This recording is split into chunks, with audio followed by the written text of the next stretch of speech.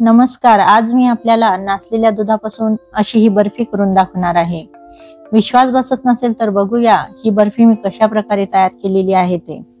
आज सकाळी गॅसवर दूध तापवायला ठेवले तर थोड्याच वेळामध्ये दूध दह्यासारखे दिसू लागले. म्हणजे मी दूध गरम करायला ठेवलेले होते ते नासलेले आहे असे माझ्या लक्षात आले.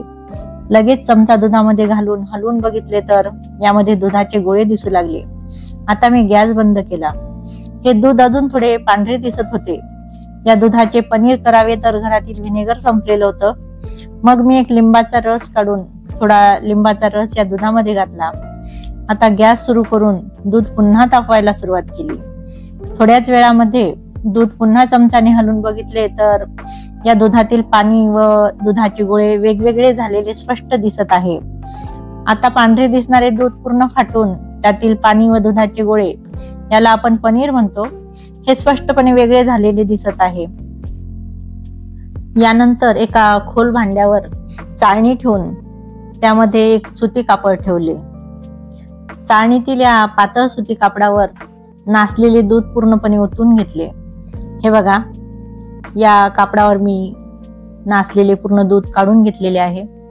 या सुती कापडावरील पनीरवर भरपूर पाणी शिंपडून हे पनीर चांगले स्वच्छ धुवून घेतले, जेणेकरून लिंबाचा आंबटपणा या पनीर मधून पूर्ण निघून गेला. आता या कापडाला मी चारी बाजूने धरून बांधून घेतले आणि त्याच चाळणीवर ठेवले. त्यावर एक जड खलबत्ता ठेवून दिला. पनीरवर वजन ठेवल्यामुळे या पनीर मधून लवकर आणि पूर्णपणे पाणी निथळून जाते. घरामध्ये आंबे होते. यातील 2 आंबे घेऊन मी त्याची देठ काढून घेतली व नंतर हे दोन्ही आंबे मी सोलणीने सोलून घेतले. हे बघा, आंबे सोलून झालेले आहेत. वेगवेगळ्या भागामध्ये वेगवेगळे आंबे मिळतात. या ठिकाणी आज मी केसर आंबे घेतलेले आहेत. आता या आंब्याचे मी लहान लहान काप तयार करून घेतले. हे बघा, आंब्याचे पूर्ण काप तयार करून झालेले आहेत. यानंतर मी गॅस पेटवून त्यावर एक कढई ठेवून त्यामध्ये एक मोठा चमचा साजूक तूप घातले. हे तूप गरम होत आहे तोपर्यंत मी आंब्याच्या फोडी मिक्सरच्या भांड्यामध्ये टाकून घेतल्या आणि आता ह्या फोडी मी बारीक करून घेतल्या. हे बघा, किती छान असा आंब्याचा रस तयार झालेला आहे. हा आंब्याचा रस मी या गरम कढईमध्ये काढून घेतला आणि नंतर उलटण्याने 3 ते 4 मिनिटे परतून घेत मध्यम आचेवर चांगला शिजून घेतला. आंब्याचा रस आता थोडा घट्ट होऊन राहिलेला आहे. यामध्ये आता मी साखर घालणार आहे. या ठिकाणी साखरेचं प्रमाण हे आंब्याच्या गोडीवर अवलंबून आहे. आपण जर आंबे गोड घेतले तर साखर कमी लागते आणि किंचित थोडे आंबट आंबे असतील तर साखर थोडी जास्त लागते. या ठिकाणी मी 2 कप आंब्याच्या रसासाठी 1/4 कप साखर घेतलेली आहे. कढईमध्ये आंब्याच्या रसामध्ये जेव्हा साखर घातली तेव्हा मिश्रण अजून थोडे पातळ झाले, कारण आंब्याच्या रसामध्ये साखर घातल्यानंतर साखरेचं पाणी होते. आता परत हे साखरेचं पाणी देखील आपल्याला सुकवायचे आहे. कढईतील मिश्रण मध्यम आचेवर एकसारखे परतून घ्यायचे आहे. आपण बघू शकता, या मिश्रणाचा रंग आता पूर्णपणे बदललेला आहे व मिश्रण चांगले घट्ट होऊन राहिलेले आहे. हे मिश्रण असेच गॅसवर ठेवून बाजूला चाळणीवर बांधून ठेवलेल्या सुती कापडातील पनीरवरील वजन काढून व या कापडाची गाठ सोडून बघितले तर छान घट्टसर पनीर तयार झालेले आहे. हे बघा, किती छान पनीर तयार झालेले आहे. या पनीरमधून पाणी पूर्णपणे निथळून गेलेले आहे. हे पनीर मी आता एका बाउलमध्ये काढून घेतले व परत गॅसवरील मिश्रण उलटण्याने चांगले हलवून घेतले. मिश्रण खूप घट्ट झालेले आहे. हे मिश्रण थोडे घट्ट होत आहे तोपर्यंत ज्या भांड्यामध्ये बर्फी करायची आहे त्या भांड्याला आतून सगळ्या बाजूने मी तूप लावून घेतले व हे भांडे बाजूला ठेवून दिले. आता परत हे आंब्याचे मिश्रण हलवून घेतले. हे मिश्रण वरतून खाली सोडले तर थोडे अडकून अडकून खाली पडत आहे. हे मिश्रण खाली पडण्यासाठी त्याला वेळ लागत आहे. आता या मिश्रणामध्ये मी हातानेच पनीर बारीक करून टाकले.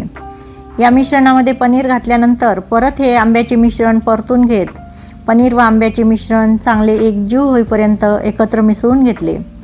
मध्यम आचेवरच हे आंब्याचे व पनीरचे मिश्रण चांगले परतून घेत 5 ते 6 मिनिटे चांगले शिजवून घेतले. 5 मिनिटांमध्ये आपण बघू शकता आंब्याचे व पनीरचे मिश्रण चांगले एकजीव झालेले आहे. आणि आता या कढईला हे मिश्रण चिकटून नाही राहिले. आता या मिश्रणामध्ये मी 1 कप नारळाचा कीस घातला, कारण आंबा व नारळ एकत्र केले तर ते चवीला खूप छान लागते. हे सर्व मिश्रण अजून चांगले मिसळून घेतले. गॅसची आच आता मी कमी करून घेतली, कारण हे मिश्रण आता खूप जास्त शिजवायचे नाही. या मिश्रणामध्ये आता ड्रायफ्रूट्स मी बदाम काप आणि काजूचे काप घालून अजून हे मिश्रण 1 ते 2 मिनिटे परतून घेत आंब्याच्या या मिश्रणामध्ये काजू व बदामचे काप मिसळून घेतले.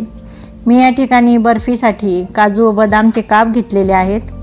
आपण आपल्या आवडीप्रमाणे ड्रायफ्रूट्स घालू शकता. आपण बघू शकता मिश्रण खूप घट्ट झालेले आहे. आता हे आंबा व पनीरचे मिश्रण बर्फी तयार करण्यासाठी अगदी बरोबर म्हणजे योग्य तयार झालेले आहे.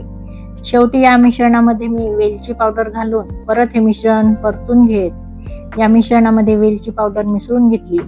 कढईमध्ये या मिश्रणामधून तूप बाहेर येऊन राहिलेले आहे व बर्फीसाठी लागणारा घट्टसर गोळा आता या कढईमध्ये तयार झालेला आहे. ज्या भांड्याला मी आतून तूप लावले होते त्या भांड्यामध्ये हे कढईतील गरम मिश्रण टाकून एकसारखे पसरून घेतले.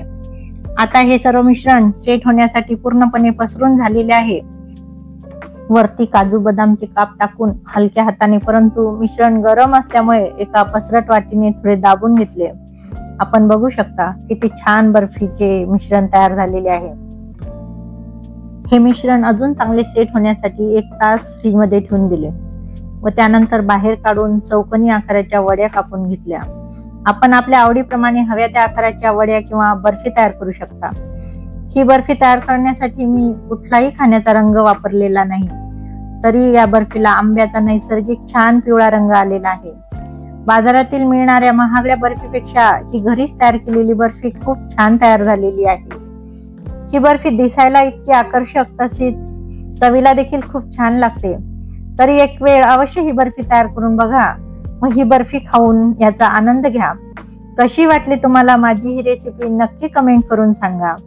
व तुम्हाला माझी ही रेसिपी आवडली असेल तर माझ्या चॅनलला लाईक, शेअर आणि सबस्क्राईब करायला विसरू नका, जेणेकरून माझ्या नवनवीन रेसिपीज आपणापर्यंत पोहोचतील. धन्यवाद.